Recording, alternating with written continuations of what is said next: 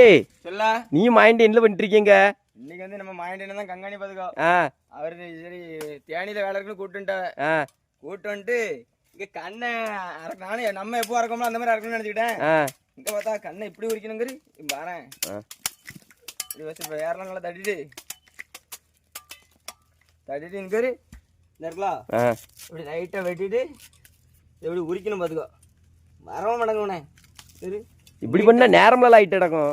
ஆமா என்ன செய்ய கங்காணி சொல்லிட்டாரா உரிச்சு எடுக்கணும்னு. என்னன்னு கேளேன் அண்ணா மாயண்டி உரிச்சிட்டு தானே கிடக்கான் மைண்டி.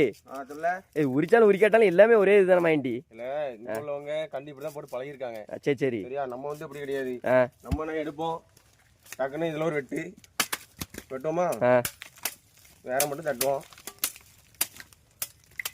அவ்வளவுதான் முடிஞ்சு. நம்ம இறக்கு அம்மா இப்படி இறக்குனா தான் போதுமா மைண்டி. இதை நம்ம வேறையும் தட்டியாச்சு எல்லாம். இந்த செத்து காஞ்சது இருக்குல்ல இதை உரிக்கணுங்க வேணா. ஆமா இந்த செத்து வந்து இருக்க கூடாதான். அதே மாதிரி வேறும் ஒட்டை அரைக்கிறணுமா தெரியுதா? ஓ சரி சரி சரி ஒட்டை அரைக்கி அந்த நீட்டா கேட்காங்க அவனை கண்ணு பார்க்க பளபளன்னு இருக்கணும் பாலிசா. ஆமா இந்த கண்ணை விட்டுருக்கு கல்யாணம் பண்ண மாதிரி இருக்கணும். சரி சரி இந்த கண்ணை விட்டுருக்கு ஆமா இந்த மாதிரி இருக்கணும். போட்டோ எடுத்து போடலாம்ங்க மாதிரிலப்பா இருக்கு. நம்ம வெளியே கேரளாவுக்கு அந்த மாதிரி எடுத்து விடுவோம் பார்த்துக்கா.